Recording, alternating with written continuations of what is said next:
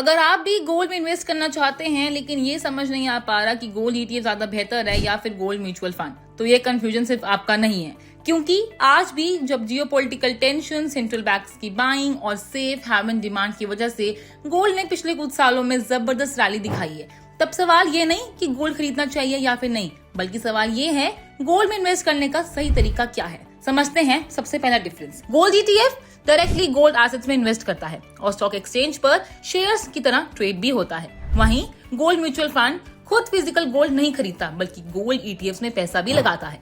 सबसे बड़ा फर्क ये है कि गोल्ड ईटीएफ के लिए डीमैट अकाउंट बहुत इंपॉर्टेंट होता है, जबकि गोल्ड म्यूचुअल फंड को आप किसी भी म्यूचुअल फंड ऐप के जरिए एसआईपी की तरह आसानी से खरीद भी सकते हैं। अगर बात करें कॉस्ट की, तो गोल्ड ईटीएफ काफी एफिशिएंट माने जाते हैं। इनका एक्सपेंस रेशियो कम होता है क्योंकि ये डायरेक्टली गोल्ड को ट्रैक करते हैं। गोल्ड म्यूचुअल फंड्स में एक्स्ट्रा लेयर होने की वजह से कॉस्ट थोड़ी ज्यादा भी हो जाती है और लंबी अवधि में यही छोटा सा फर्क रिटर्न्स पर असर भी डाल सकता है। लेकिन बात अगर कन्वीनियंस और सिंप्लिसिटी की है, तो गोल्ड म्यूचुअल फंड्स एक बेहतर ऑप्शन भी बन जाते हैं। ना डीमैट अकाउंट की टेंशन होती है, ना ही मार्केट आवर्स में ट्रेडिंग की जरूरत पड़ती है। सिर्फ कुछ ही मिनट में एसआईपी शुरू कीजिए और हर महीने 2000, 5000 या फिर 10,000 रुपए आसानी से इन्वेस्ट कीजिए।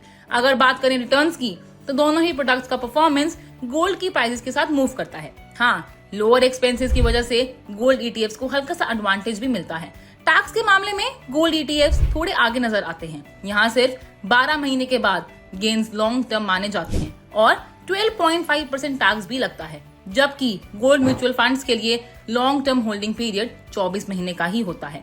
तो आखिर किस ऑप्शन को चुनना चाहिए? अगर आपके पास डीमैट अकाउंट है और आप कम कॉस्ट के साथ मैक्सिमम एफिशिएंसी चाहते हैं, तो गोल्ड ईटीएफ बेहतर चॉइस हो सकता है। लेकिन अगर आप एसआईपी के जरिए सिंपल और हासल फ्री इन्वेस्टिंग पसंद करते हैं, तो गोल्ड म्यूचुअल फंड ज्यादा कन्वीनियंट भी रहेगा, क्योंकि आखिर में दोनों का मकसद एक ही है, बिना फिजिकल गोल्ड की झंझट के आपके पोर्टफोलियो को गोल्ड का सहारा देना। और यही वजह है 2026 में भी गोल्ड डाइवर्सिफिकेशन और लॉन्ग टर्म वेल्थ क्रिएशन का एक मजबूत हिस्सा भी बना हुआ है। आपकी राय क्या है, हमें कमेंट्स बॉक्स में जरूर बताएं। आप किसमें निवेश करना पसंद करेंगे? वीडियो पसंद आई हो तो चैनल को सब्सक्राइब करना ना भूलें और ऐसी ही सटीक खबरों के लिए पैसे लाइव को फॉलो जरूर करें।